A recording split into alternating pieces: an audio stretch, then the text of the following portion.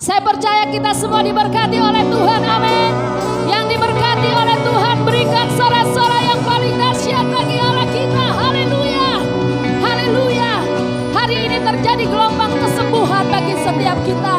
Terjadi gelombang pemulihan. Kita mau bersorak-sorak bagi Dia. Haleluya.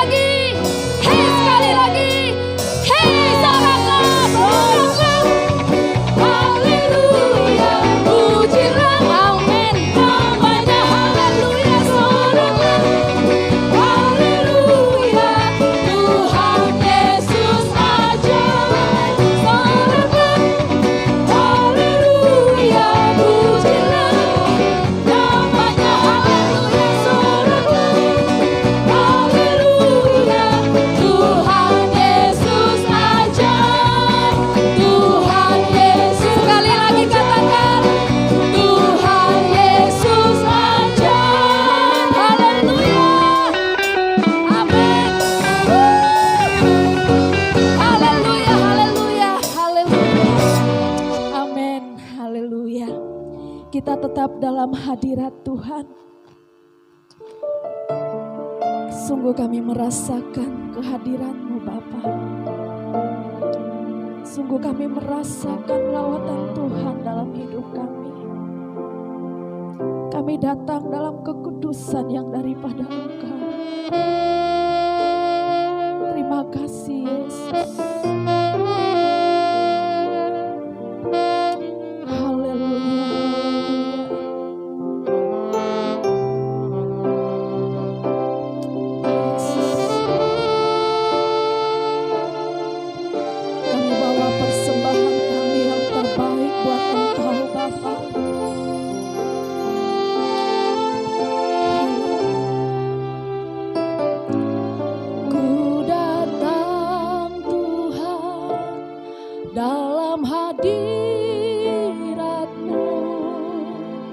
Berhiaskan kekudusan.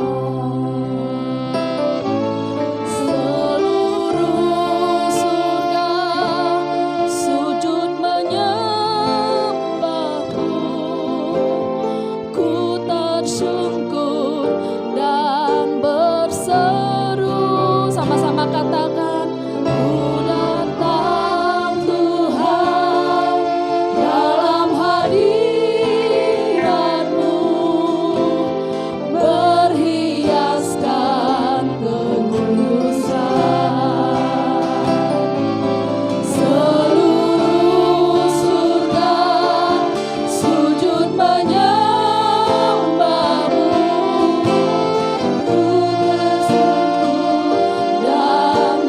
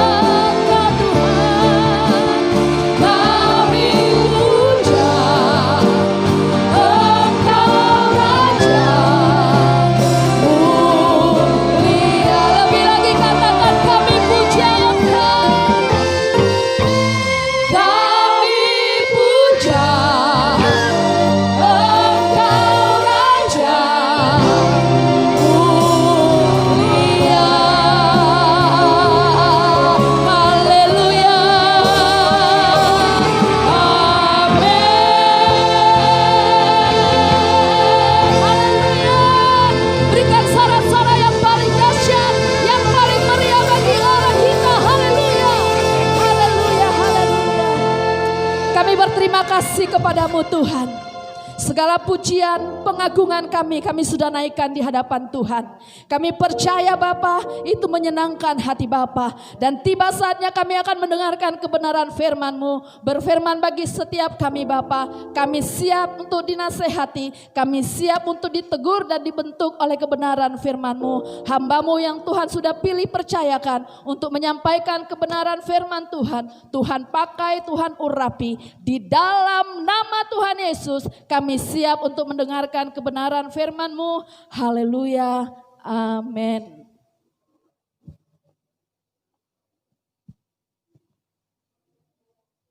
Ya puji Tuhan, selamat pagi, selamat kita bertemu kembali dalam kasih Tuhan Yesus Kristus.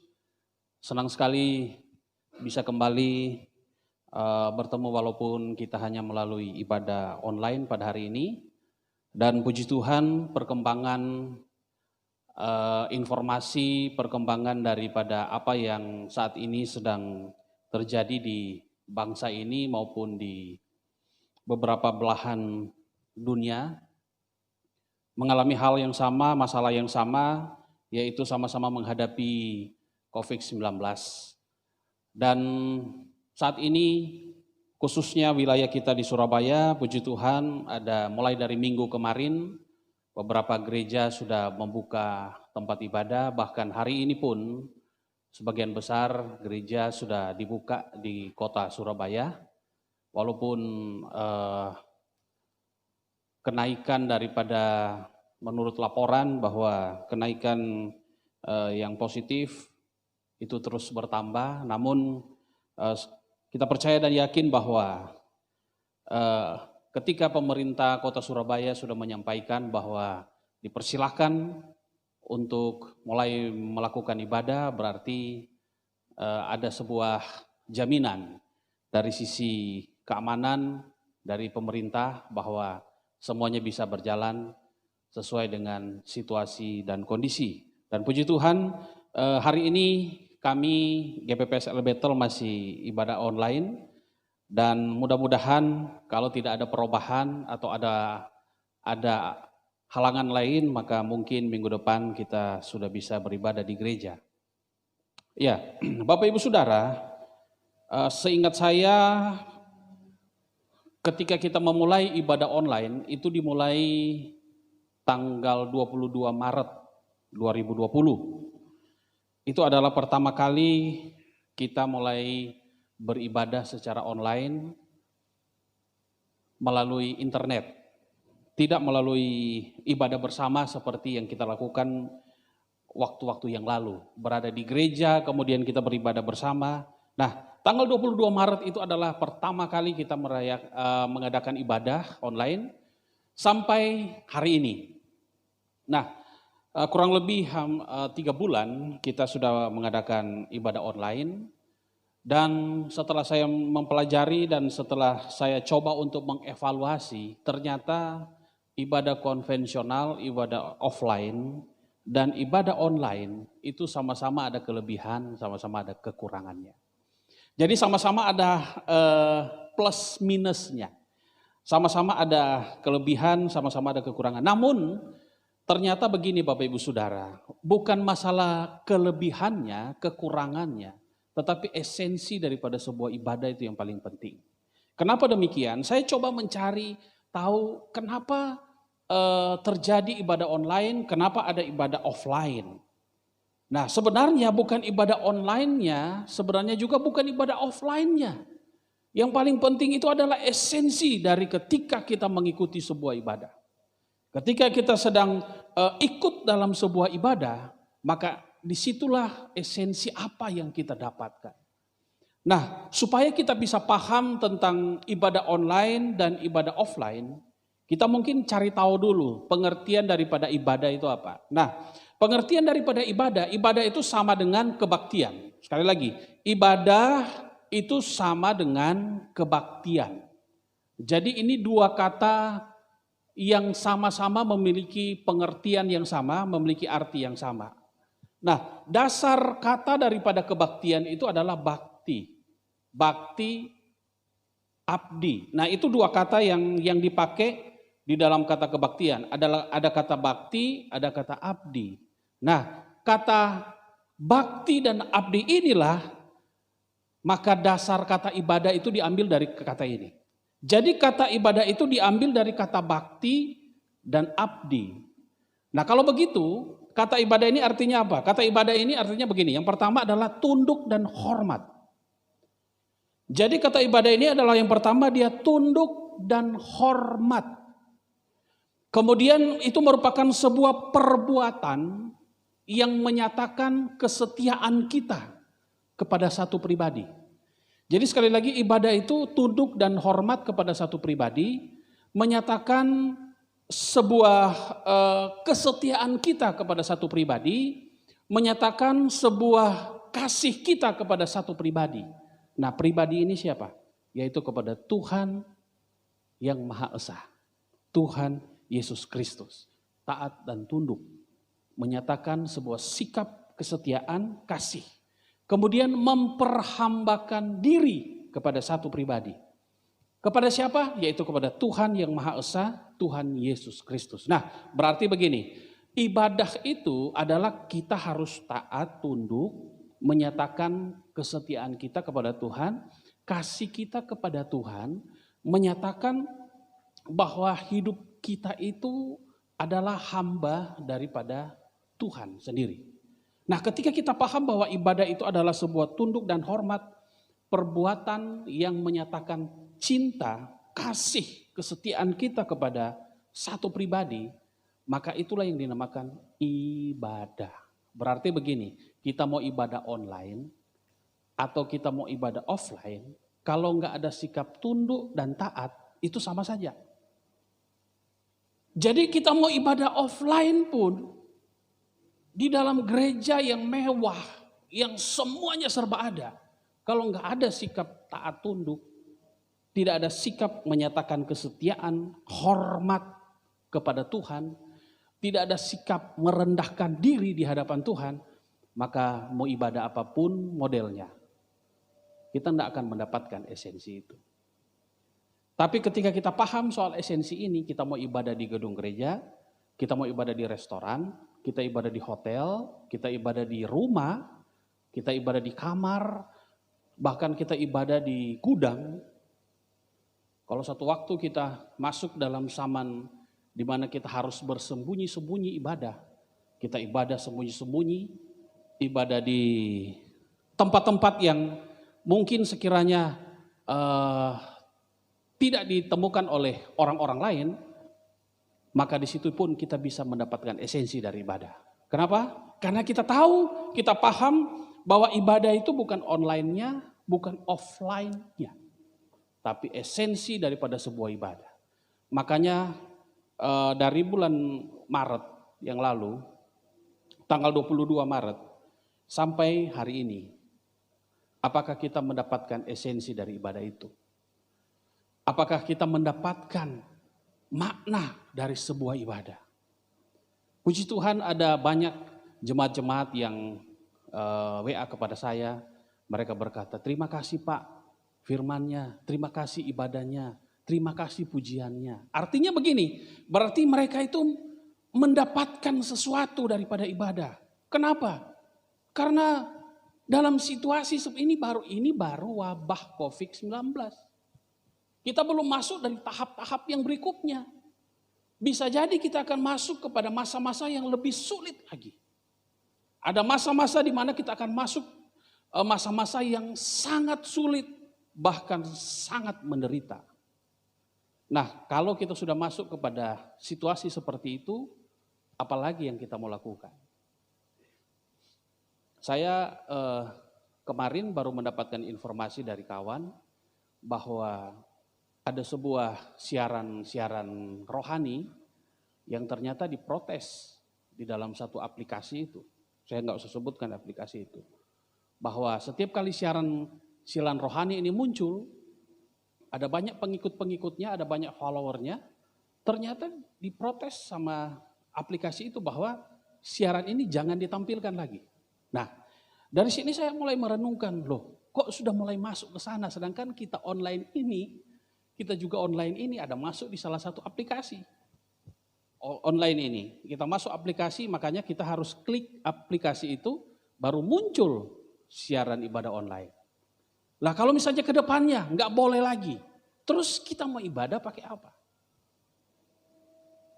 Nah ini inti daripada sebuah ibadah. Makanya saya bersyukur karena Jemaat El Bethel setiap kali ada ibadah online begini, semuanya mengikutinya dengan saksama. Mereka mengikutinya dengan penuh rasa hormat kepada Tuhan. Karena itu adalah esensi daripada sebuah ibadah. Nah makanya kalau kita paham ibadah ini adalah kita memiliki rasa hormat, rasa tunduk, kita betul-betul mengabdi kepada Tuhan, memberikan hidup kita kepada Tuhan sebagai rasa kita merendahkan diri, kita butuh Tuhan. Kita hormat kepada Tuhan, kita tahu ada satu pribadi yang harus kita sembah, yang harus kita puji, yang harus kita puji. Nah kalau kita paham ini, maka ibadah online atau ibadah offline itu nggak akan membuat kita merasa berbeda di mana-mana. Ya. Nah kita paham karena ibadah online, ibadah di rumah. Ibadah online kan itu ibadah di rumah. Kemudian mengikuti arahan-arahan yang ada di televisi atau di HP atau di laptop dan sebagainya. Nah itu yang kita ikuti. Kemudian ibadah offline kita kumpul bersama dalam satu gedung gereja, dalam satu tempat, itu ibadah offline, itu ibadah konvensional. Nah mengapa kita ibadah online? Kita ibadah online karena situasi kondisi yang saat ini sedang kita hadapi. Nah saya tidak akan menjelaskan dari sisi apa-apapun soal peristiwa yang saat ini sedang kita hadapi, sedang kita sama-sama jalani. Yang jelas bahwa kita sama-sama menghadapi hal yang sama. Yang kita butuhkan itu adalah kesiapan hidup kita, kesiapan hati kita untuk menjalani situasi dan kondisi. Makanya setiap kebenaran-kebenaran firman yang disampaikan dalam ibadah online di tempat ini, semua kebenaran-kebenaran firman yang disampaikan, itu mengajak kita memberikan kekuatan kepada seluruh jemaat. Memberikan dorongan kepada seluruh jemaat. Supaya apa? Jemaat itu paham, mengerti bahwa Allah yang kita sembah itu adalah Allah yang hidup. Allah yang berkuasa. Allah Immanuel yang menyertai. Nah ketika kebenaran firman itu disampaikan, itu diterima, kita merasa betul ada Tuhan yang selalu menyertai kita. Oh iya, ada Tuhan Yesus yang selalu menyertai. Oh iya, ada Tuhan yang selalu menjaga kita. Nah firman seperti itulah yang disampaikan sehingga jemaat itu mendapat kekuatan. Situasi begini, firman itu harus betul-betul sesuatu yang memberikan kekuatan. Nah, kenapa? Karena memang situasi kondisi yang saat ini. Nah, kita nggak usah pusingkan dengan pro dan kontra soal doktrin, soal ibadah online, offline, nggak usah. Kita nggak usah pusingkan ke sana. Yang jelas bahwa hari ini kita menghadapi masalah yang sama, jalani ibadah model seperti ini. Kita terima. Makanya doakan supaya kalau tidak ada perubahan, tidak ada hal-hal yang lain yang menghalangi, minggu depan kita sudah bisa beribadah di gereja. Nah tentunya sebentar selesai khotbah saya akan memberikan beberapa petunjuk untuk hal ini. Nah Bapak Ibu Saudara, semasa ibadah online, semasa kita tidak ibadah di gereja, puji Tuhan gereja kita itu sudah terlibat di dalam beberapa hal, terutama di dalam melakukan kontribusi di tengah-tengah wabah COVID-19, yaitu El Bethel Peduli Kasih. Nah, sudah melakukan itu dan puji Tuhan jemaat El Bethel sudah terlibat dalam hal ini dan ini merupakan hal yang luar biasa yang Tuhan sudah lakukan melalui gereja ini sehingga bisa berdampak menjadi terang dan garam dimanapun kita berada. Nah, masalah-masalah yang dihadapi dalam ibadah online itu rata-rata seperti ini. Kalau di dalam ibadah online tidak ada tatap muka. Nah, tidak ada pertemuan seperti ini. Dan memang tatap muka itu berbeda dengan suasananya, berbeda dengan ibadah online. Kalau kita tatap muka kan itu enak. Wah, halo, bagaimana kabar? Wah, luar biasa. Saling menyapa, saling menegur satu sama lain. Dan itu suasananya beda. Kita merasa hal itu. Nah, makanya beberapa orang ada yang WA ke saya, ada yang telepon tanya, Pak, kapan ibadah dibuka? Pak, kapan ini? Nah, ada banyak yang bertanya kepada saya. Ada juga yang ngomong, Pak, jangan buka dulu karena situasi begini. Jadi macam-macam ya. Nah, namun kita tetap akan melihat tentunya yang pertama dari pemerintah. Kalau memang pemerintah sudah mengizinkan, tentunya kita bisa lihat situasi. Kalau sudah pas, kita bisa lakukan semuanya itu. Makanya doakan supaya semuanya bisa berjalan dengan baik. Jadi ada perbedaan memang. Kalau nggak ketemu tatap muka itu beda. Makanya saya beberapa kali sampaikan, saya sudah kangen dengan seluruh jemaat, ingin ketemu, ingin beribadah bersama. Nah, di ibadah online juga, kadang-kadang saya sendiri, kita tidak bisa mengawasi siapa-siapa yang benar-benar mempersiapkan diri ketika mengikuti ibadah online. Kita tidak tahu bagaimana sikap hati kita, tentunya yang jelas kita sendiri pribadi dengan Tuhan yang tahu. Nah, kalau kita ibadah di dalam gereja tentunya semua siap. Mereka datang dengan baju yang rapi, dengan kesiapan, bawa Alkitab, bawa macam-macam untuk persiapan apa? Datang ke gereja, semuanya siap. Tapi kalau ibadah online kan kita nggak tahu. Ada yang mungkin tiba-tiba bangun, jam 9, sambil kucek-kucek, buka HP, buka TV, sambil nonton, sambil ngantuk-ngantuk, tapi ngikuti ibadah online. Jadi macam-macam sikapnya, ada sambil sandaran, sambil makan kacang. Nah, macam-macam reaksinya ketika mengikuti ibadah online. Karena apa? Kita kan di rumah. Kita nggak tahu. Nah, inilah kadang-kadang yang terjadi ketika kita ibadah online, kita sendiri yang tahu sikap hati kita, persiapan kita. Makanya beberapa waktu yang lalu saya sudah kasih tips-tips, ikuti ibadah online harus begini, begini. Kenapa? Supaya kita paham bahwa ini ibadah. Jadi ibadah di rumah, ibadah di gereja, sikapnya harus sama. Persiapannya juga harus sama. Fokus kita juga harus sama. Nah, kita juga nggak tahu kalau di rumah sementara ibadah online, HP bunyi, halo, sambil ibadah online sambil halo, kan kita juga nggak tahu. Kita sendiri yang tahu semuanya. Balasi WA, sambil balasi WA, sambil apa, sambil. Nah, itu kalau ibadah online. Kemudian banyak pasifnya. Kalau ibadah online kan. Kalau ibadah langsung begini, WL mulai berkata, mari Bapak Ibu Saudara kita bangkit berdiri. Kita sama-sama berdiri. Kita angkat tangan. Berikan tepuk tangan untuk Tuhan, kita tepuk tangan. Tapi kalau di rumah, online beda kan? Di online, di rumah, WL-nya, haleluya. Kita rasanya kok begini ya? Kayak kita dia rasanya bagaimana, mau pingin tepuk tangan sendiri kok rasanya lucu, bagaimana dan sebagainya. Nah, sehingga pasif. Yang terjadi adalah apa? Pasif. Kita nggak bisa berbuat apa-apa karena memang ya tempatnya sudah berbeda dan sebagainya. Nah, itu ibadah online seperti itu.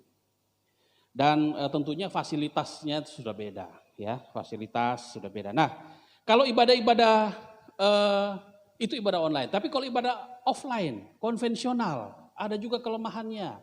Kelemahannya itu apa? Orang-orang pada rutinitas, ya hari Minggu ke gereja. Takutnya itu rutinitas. Ada juga yang datang cari pengkhotbahnya. Siapa yang khotbah ya? Oh, kalau ini yang khotbah bagus. Nah, akhirnya ke gereja hanya menilai kiri kanan, yang dinilai semua dinilai. Ada banyak sekali alasan-alasan ketika datang ke gereja. Jadi sama-sama. Nah, yang harus kita lakukan itu apa? Evaluasi diri. Makanya hari ini saya sedikit memberikan penjelasan tentang ibadah itu apa, ibadah online itu apa, ibadah offline itu apa. Karena intinya begini, yang dilihat Tuhan bukan online, offline. Yang dilihat Tuhan itu apa? Yuk kita lihat. 1 Korintus 3 ayat 11 sampai 13. 1 Korintus 3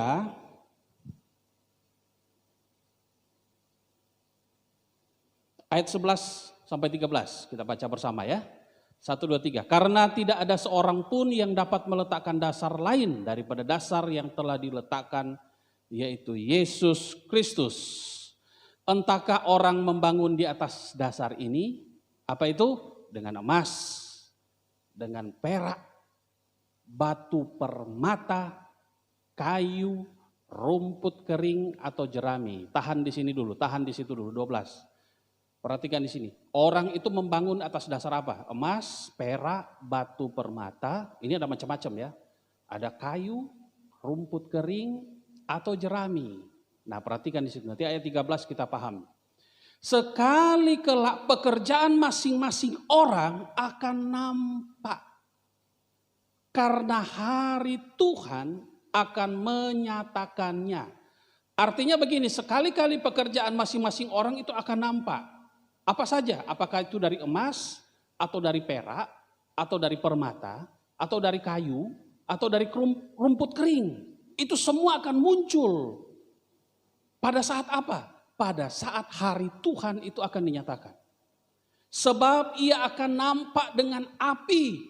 Dan bagaimana pekerjaan masing-masing orang itu akan diuji oleh api. Jadi yang menguji kita itu adalah api.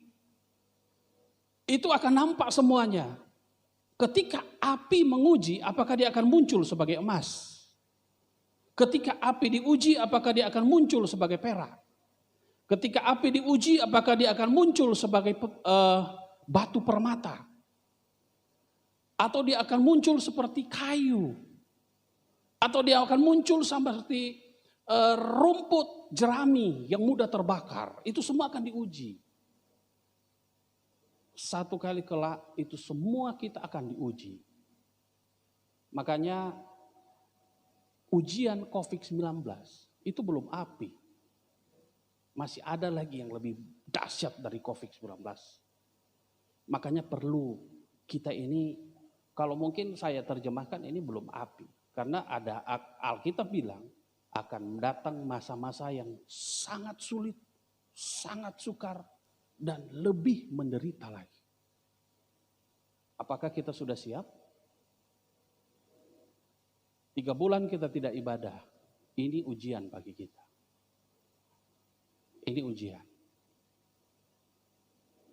Saya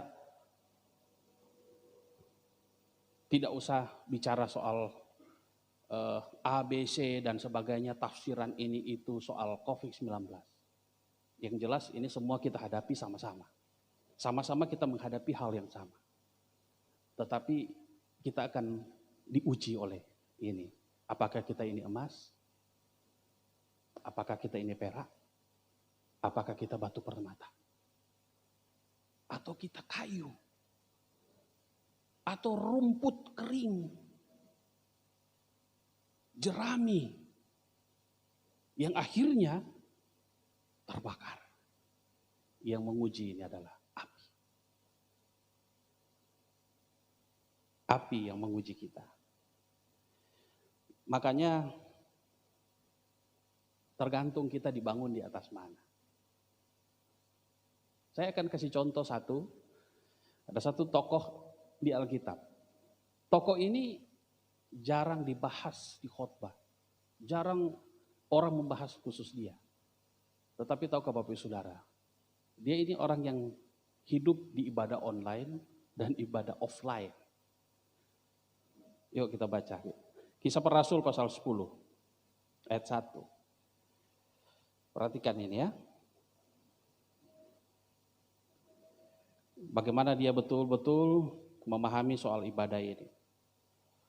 Kisah Para Rasul pasal 10 ayat 1. Di Kaisarea ada seorang yang bernama Kornelius. Ada banyak orang nama Kornelius. Tetapi jarang hamba Tuhan mengkhotbahkan dia. Dia seorang perwira pasukan yang disebut pasukan Itali. Perhatikan dia di sini. Dia seorang perwira. Di sini enggak ditulis dia seorang rasul, enggak. Nabi juga bukan. Dia bukan pendeta. Dia bukan hamba Tuhan terkenal. Enggak, dia cuma orang awam biasa. Dia hanya seorang tentara, perwira pasukan. Cornelius. Sekali lagi dia bukan pendeta, dia bukan rasul, bukan nabi, tapi dia seorang biasa. Rakyat sipil biasa. Dia hanya seorang tentara biasa. Ya, terus ayat yang kedua. Ia saleh. Nah ini. Serta seisi rumahnya takut akan Allah. Ia memberi banyak sedekah kepada umat Yahudi dan senantiasa berdoa kepada Allah. 3. Dalam suatu penglihatan kira-kira jam 3 petang, jelas tampak kepadanya seorang malaikat masuk ke rumahnya dan berkata kepadanya, Cornelius. Ayat 4. Ia menatap malaikat itu dan dengan takut ia berkata, ada apa Tuhan? Jawab malaikat itu, semua doamu dan sedekahmu telah naik ke hadirat Allah dan Allah mengingat engkau. Nah pertanyaannya begini, malaikat ini datang ke Cornelius itu, waktu itu Cornelius di mana? Nah coba Bapak Ibu Saudara lihat, posisi Cornelius itu ada di mana ini? Ketika malaikat Tuhan datang, karena malaikat itu datang menyampaikan pesan Tuhan. Malaikat bilang begini, semua doa dan sedekahmu telah naik ke hadirat Allah. Berarti malaikat ini membawa pesan Tuhan. Nah, kalau saya ibaratkan Cornelius ini mendapat pesan melalui malaikat. Jadi tidak langsung dari Tuhan, tapi melalui malaikat. Jadi sebenarnya dia sedang online. Jadi malaikat Cornelius itu online dengan Tuhan melalui malaikat. Nah pertanyaannya dia dapat apa? Dapat pesan dari malaikat itu, posisi Cornelius itu ada di mana? Ayat 30. Coba lihat ayat 30. Posisi Cornelius itu ada di mana? Ayat 30. Jawab Cornelius, 4 hari yang lalu, ya yang dia ceritakan tadi, kira-kira pada waktu yang sama seperti sekarang, yaitu jam 3 petang. Aku sedang berdoa di mana? Di rumah. Di rumah. Bukan di mana-mana, di rumah. Tiba-tiba ada seorang berdiri di depanku, pakaiannya berkilau-kilauan. Ayat 31, dan ia berkata, Cornelius, doamu telah didengar Allah dan sedekahmu telah diingat di hadapannya. Cornelius ada di mana posisi? Di rumah. Kalau Bapak Ibu Saudara sedang ibadah online di rumah, ketika ibadah sungguh-sungguh, Tuhan datang menjawab semua doa kita. Tapi kalau kita di rumah, sudah tahu ibadah online, ikut ibadah, tapi hanya santai-santai, ya sudahlah, kita tidak menerima berkat. Makanya Cornelius ini terima berkat di mana? Di rumah. Dia tahu yang mana ibadah ketika dia di bait Allah dan ketika dia di rumah. Cornelius ya. Makanya Bapak Ibu Saudara, ketika kita ibadah, apapun itu, kita ibadah dengan sungguh-sungguh. Apalagi situasi seperti ini. Ketika ada kesempatan, kita ambil itu kesempatan. Kita gunakan itu sebaik-baiknya. Sungguh-sungguh. Maka saya percaya kita akan menerima berkat sama seperti Cornelius. Kenapa? Karena Cornelius tahu, dimanapun, mau di rumah, di bait Allah, dia tetap sungguh-sungguh. Makanya doa Cornelius didengar, dijawab oleh Tuhan. Bapak Ibu Saudara, ayo mari. Ketika kita beribadah, mau di gereja, mau di rumah, gunakan waktu itu sebaik mungkin. Karena kami pun yang di gereja, ketika kami online, kami juga sungguh-sungguh. Semua yang melayani di sini tidak ada yang nganggur, semua pekerja. Mereka pulang kerja, datang langsung ke gereja. Dan mereka mulai melayani. Saya sendiri pribadi nggak bisa membalas apa yang mereka lakukan. Tapi saya tahu, Tuhan sudah memperhitungkan semuanya. Makanya mereka sudah melayani dengan sungguh-sungguh. Saya yakin pasti Tuhan akan memberkati mereka semua. Dan saya tahu juga jemaat yang ada di rumah, Tuhan pasti akan berkati. Makanya ibadah dengan hati yang taat, hormat, tunduk kepada Tuhan. Berikan hidup kita dengan rendah hati kita datang kepada Tuhan. Supaya kita bisa menerima berkat dari Tuhan. Doakan supaya kalau Tuhan izinkan semuanya lancar. Kita sudah bisa beribadah di tempat ini. Tuhan memberkati kita semua. Puji Tuhan, mari kita datang kepada Tuhan.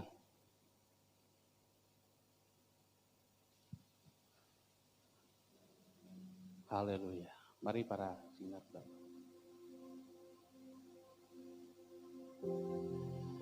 Haleluya, haleluya. Walau ku tak dapat melihat semua rencana-Mu, Tuhan,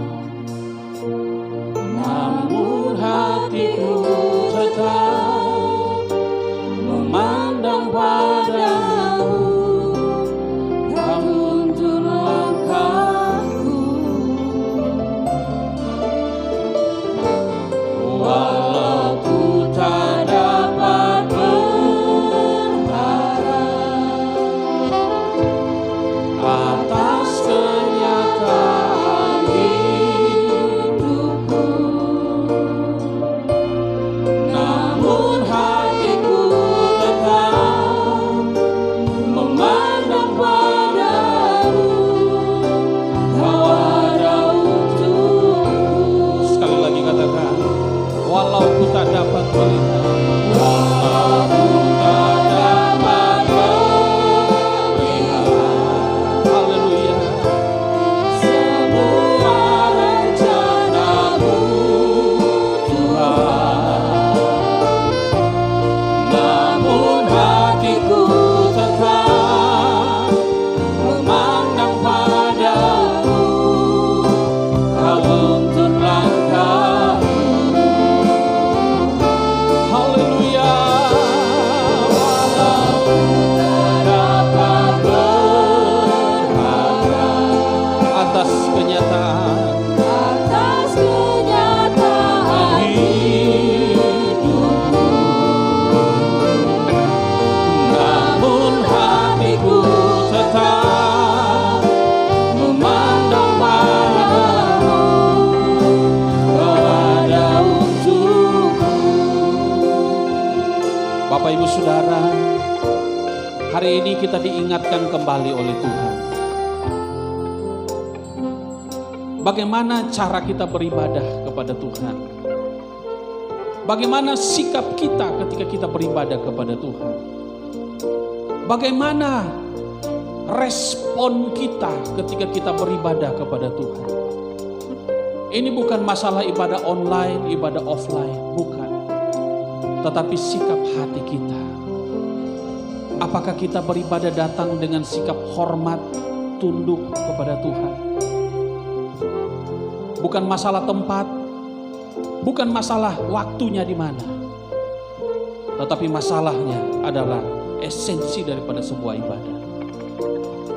Biarlah setiap kali kita ibadah, kita datang dengan rasa hormat, tunduk kepada Tuhan. Betul-betul kita rasa rindu bertemu dengan Tuhan. Kita memiliki sikap yang rendah hati datang kepada Tuhan. Maka kita akan sama seperti Kornelius.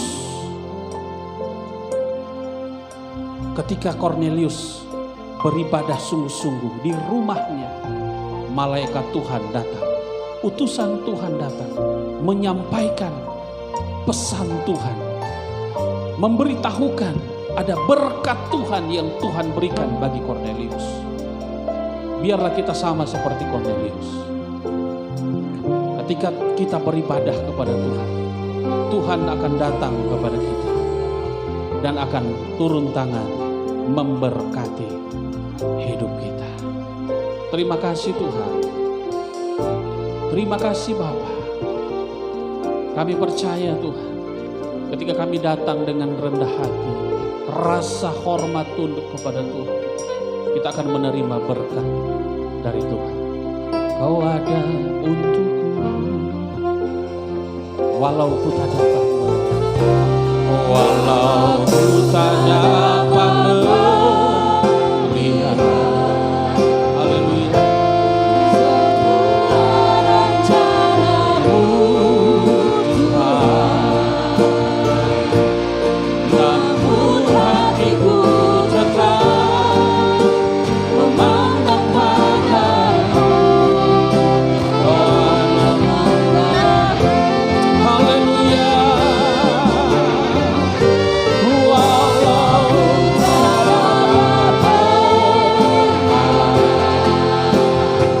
Atas kenyataan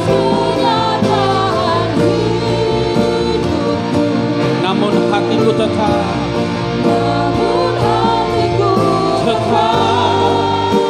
memandang padamu. Sekali lagi katakan, walau ku tak dapat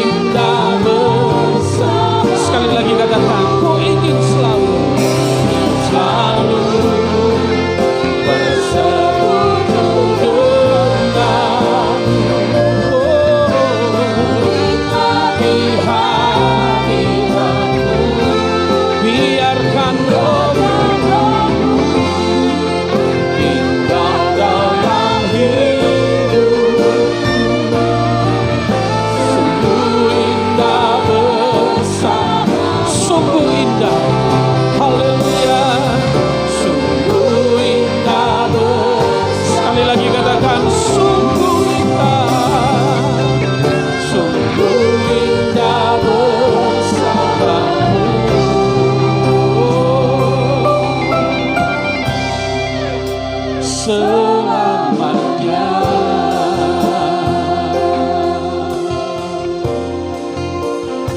Sungguh indah Tuhan, ketika kami bersama-sama Engkau dalam hadirat Tuhan. Tidak ada yang lebih indah ketika kami tinggal dalam hadirat Tuhan, bersekutu, memuji, memuliakan nama Tuhan. Di sanalah kami akan menerima berkat-berkat Tuhan. Terima kasih Tuhan, terima kasih Bapa. Kami bersyukur Tuhan buat kebaikan Tuhan dalam hidup kami. Biarlah Tuhan hari ini ketika kami mengikuti ibadah online, kami menerima berkat karena kami tahu esensi daripada sebuah ibadah itu adalah kami datang dengan penuh rasa hormat, tunduk rendah hati di hadapan Tuhan. Terima kasih Tuhan, terima kasih. Berkati seluruh jemaat Tuhan, berkati semua sepanjang minggu ini. Tuhan memberkati, berikan kesehatan, kekuatan kepada mereka, jaga dan pelihara, lindungi. Kasih karunia Tuhan terus menyertai hidup mereka. Tutup bungkus mereka dengan kuasa darah Tuhan. Biarlah Tuhan pagari mereka dengan malaikat surgawi, sehingga mereka semuanya dijaga, dilindungi, dan diberkati oleh Tuhan.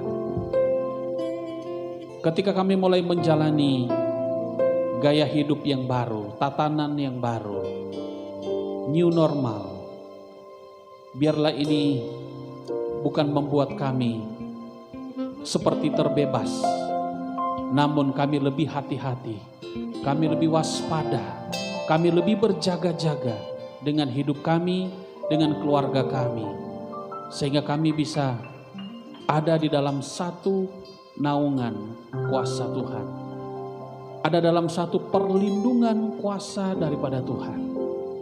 Kami membutuhkan kuasa-Mu Tuhan. Di tengah-tengah situasi seperti ini, kami butuh kuasa Tuhan.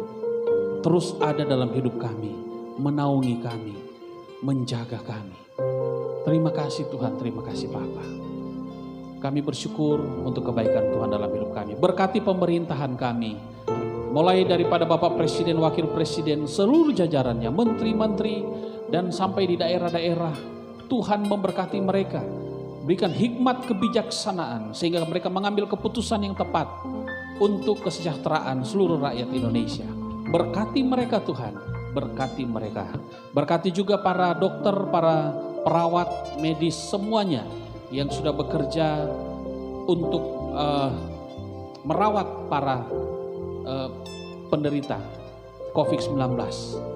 Semuanya Tuhan tolong mereka. Jaga, berikan kekuatan, kemampuan kepada mereka.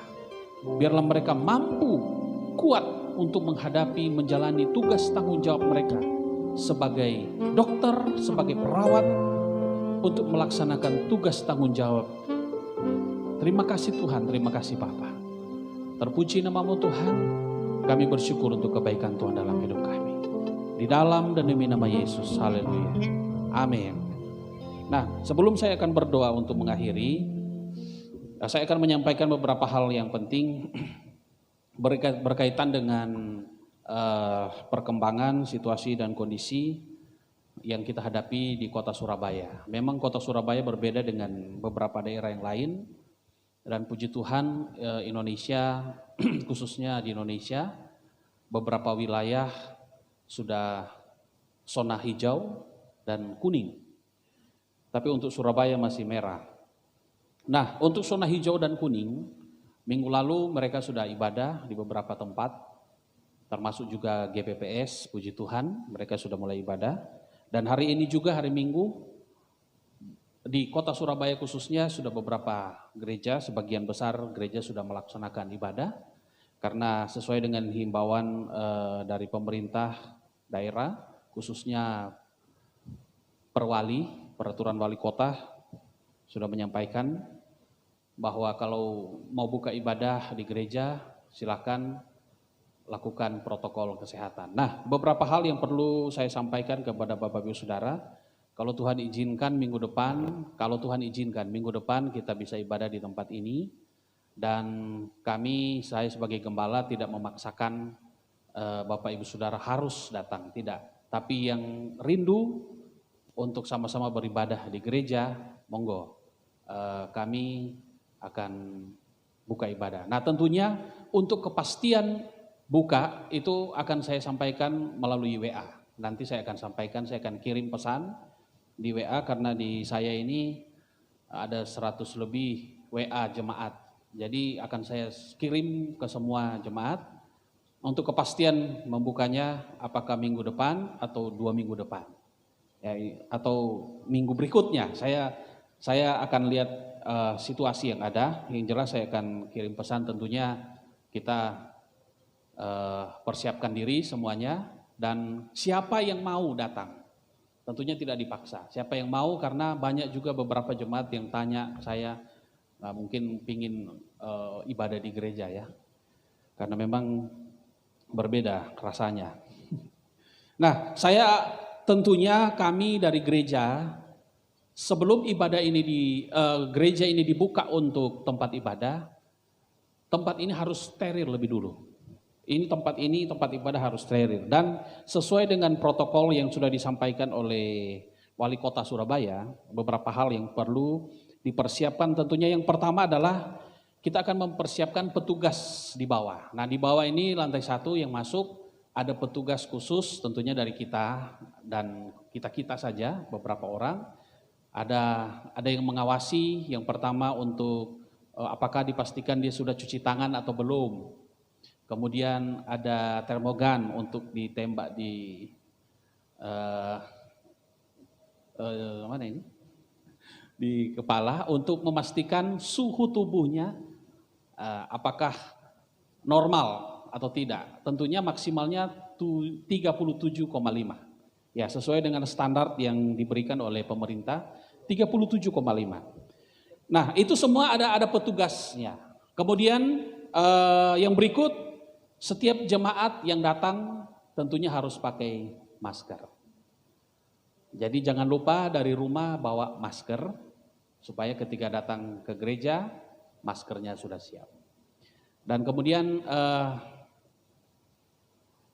untuk ada juga petugas untuk mendeteksi tubuh kita. Makanya kalau misalnya ada petugas yang mendeteksi, kita harus bisa memberikan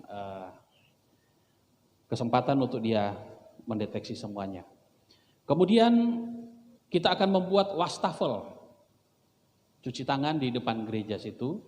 Mungkin ada 2 wastafel di depan, supaya kalau kita datang turun dari kendaraan kita ke wastafel dulu, cuci tangan sesuai dengan standar protokol yang ada ya. Kemudian gereja ini sebelum dibuka akan disemprot semua keliling dari lantai 1 sampai lantai 4 ini akan disemprot dengan disinfektan ya. Semua akan disemprot terlebih dahulu sebelum ibadah dan sesudah ibadah. Itu syarat protokol kesehatan yang disampaikan oleh wali kota. Kemudian jumlah jemaat memang disampaikan kalau bisa jangan terlalu banyak. Makanya mungkin kalau kita sudah mulai buka ibadah, nanti kita akan data dan kalau memang karena ini ada 2 lantai, ada lantai 2, lantai 3. Nah, kita akan maksimalkan semuanya itu. Kemudian jarak dari setiap kursi, kalau menurut selebaran yang disampaikan oleh wali kota, per wali kota ini, peraturan wali kota, jaraknya itu 1 meter. 1 meter. Ya, 1,5 meter, 1 meter cukup itu. Kalau suami istri mau duduk dekat-dekat, ya terserah lah. Nah, kalau suami istri kan. Tapi kalau kita akan atur sesuai standar. Kalau misalnya mau datang, kok jauh sekali ya dengan istri saya, suami saya, mau dekat-dekat, ya atur aja sendiri. Yang jelas kita akan atur sesuai dengan yang ada 1 meter, 1 meter. Di lantai 2 juga, lantai 3 kita akan atur ada silang, ada stiker silang untuk supaya itu yang jangan diduduki. Jadi semua akan kita atur steril, jadi semuanya aman, dijamin aman, bersih. Nah, kemudian mungkin kebiasaan kita kalau ketemu di gereja salaman dan kita ini sudah 3 bulan ya praktek ya, tidak salaman. Mungkin ini sudah tidak kaku lagi kalau kita datang ke gereja, ya paling halo gitu aja ya. Jadi sementara kita tidak boleh salaman dulu. Ini himbauan daripada pemerintah. Ini untuk menghindari klaster baru, ya. Jangan sampai ada klaster baru yang nanti akan tentunya kita sedang menerapkan physical distancing antara seluruh jemaat supaya semuanya bisa terlaksana dengan baik. Nah, jadi kemudian durasi ibadah kita akan atur. Tidak seperti yang biasanya mungkin hanya 1 jam, 1 jam 15 menit. Kalaupun molor-molor 1,5 jam. Itu sudah molor sekali. Jadi kita akan atur supaya ibadah ini tidak terlalu panjang. Sehingga kita juga menghindari kumpul terlalu terlalu banyak dengan orang yang banyak. Itu kita akan jaga itu supaya tidak terjadi hal-hal yang kita tidak inginkan. Jadi semua persiapan-persiapan di gereja tentunya akan kita siapkan dengan baik, dengan maksimal, steril, bersih, rapi, sehingga jemaat datang juga akan aman. Nah, yang jelas kita akan masuk dalam new normal seperti ini, tentunya hal-hal seperti ini akan kita jalani. Dipastikan Bapak Ibu Saudara, dukung dalam doa, berdoa supaya semuanya bisa berjalan dengan baik. Nah, itulah beberapa hal standar protokol kesehatan yang perlu kita jaga. Dan juga yang terakhir, mungkin saya akan buat juga formulir. Seperti kalau kita ke beberapa tempat ada formulir yang diisi. Nah, di situ ada beberapa pertanyaan tentang kesehatan kita. Jadi kalau misalnya kita ada rasa-rasa batuk, rasa-rasa pilek atau dan sebagainya. Nah, mohon maaf, mungkin ada petugas akan menghimbau kepada kita kalau bisa jangan masuk dulu. Ya, jadi mungkin kalau kita rasa kurang enak badan, kita ikuti ibadah online. Dan setiap ibadah, kalau ini sudah dibuka, kita juga akan ibadah live streaming. Walaupun agak minim kualitasnya, tapi kita akan live streaming supaya yang datang di rumah, di gereja, di rumah, sama-sama juga bisa menikmati ibadah ini ya. Puji Tuhan. Itulah beberapa petunjuk praktis yang perlu Bapak Ibu Saudara ketahui supaya nantinya kalau kita sudah ibadah di gereja, saya pastikan semuanya aman, steril. Bapak Ibu Saudara enggak usah takut, enggak usah cemas, apakah di gereja begini begitu, enggak usah khawatir. Semuanya kita sudah atur karena sesuai dengan standar protokol kesehatan yang diminta oleh pemerintah Kota Surabaya. Ya, doakan semuanya lancar dan baik. Terima kasih. Mari kita akan akhiri ibadah pada hari ini dan kita akan ketemu pada pertemuan-pertemuan berikut. Yesusku, tanpa memberkati aku berlimpah-limpah dan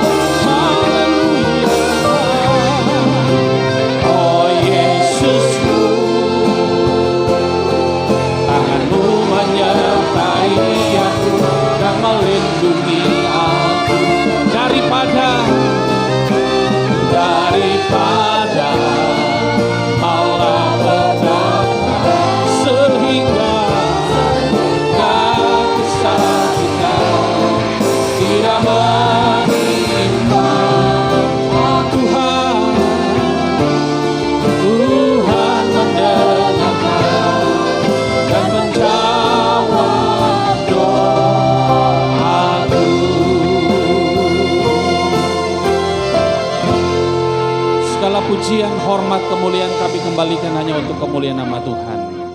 Kami akan akhiri ibadah online pada hari ini.